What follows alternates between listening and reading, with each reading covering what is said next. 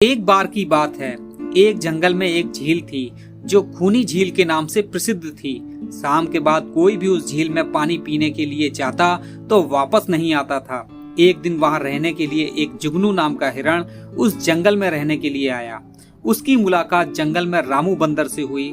रामू बंदर ने जुगनू हिरण को जंगल के बारे में सब बताया, लेकिन उस झील के बारे में बताना भूल गया। रामू बंदर ने दूसरे दिन जुगनू हिरण को जंगल के सभी जानवरों से मिलाया। जंगल में जुगनू हिरण का सबसे अच्छा दोस्त एक चंपू खरगोश बन गया। जुगनू हिरण को जब भी प्यास लगती थी वह उस झील में पानी पीने जाता था। वह शाम को भी उसमें पानी पीने के लिए जाता था। एक शाम को वह उस झील में पानी पीने गया तो उसने उसमें बड़ी तेजी से अपनी ओर आता हुआ एक मगरमच्छ देख लिया, जिसे देखकर वह बड़ी तेजी से जंगल की ओर भागने लगा। रास्ते में उसको रामू बंदर मिल गया। रामू ने जुगनू हिरण से इतनी तेज भागने का कारण पूछा।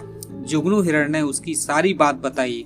रामू बंदर ने कहा कि मैं तुमको बताना भूल गया था कि वह एक खूनी झील है जिसमें जो भी शाम के बाद जाता है वह वापस नहीं आता। लेकिन उस झील में मगरमच्छ क्या कर रहा है, उसे तो हमने कभी नहीं देखा। इसका मतलब वह मगरमच्छ ही सभी जानवरों को खाता है जो भी शाम के बाद उस झील में पानी पीने जाते हैं। अगले दिन रामू बंदर जंगल के सभी जानवरों को ले जाकर उस झील में गया। मगरमच्छ सभी जानवरों को आता देखकर छुप गया, लेकिन मगरमच्छ की पीठ अभी भी पानी के ऊपर दिखाई दे रही थी। सभी जानवरों ने कहा कि यह पानी के बाहर जो चीजें दिखाई दे रही है वह मगरमच्छ है। यह सुनकर मगरमच्छ कुछ नहीं बोला।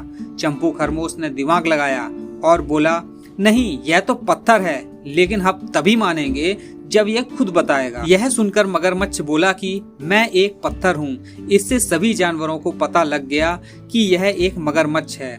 चंपू खरगोश ने मगरमच्छ को कहा कि तुम इतना भी नहीं जानते कि पत्थर बोला नहीं करते। इसके बाद सभी जानवरों ने मिलकर उस मगरमच्छ को उस झील से भगा दिया और खुशी खुशी रहने लगे। तो दोस्तों, इस कहानी से हमको यह सीख मिलती है कि यदि हम किसी भी मुसीबत का सामना बिना घबराए मिलकर करते हैं तो उससे छुटकारा पा सकते हैं।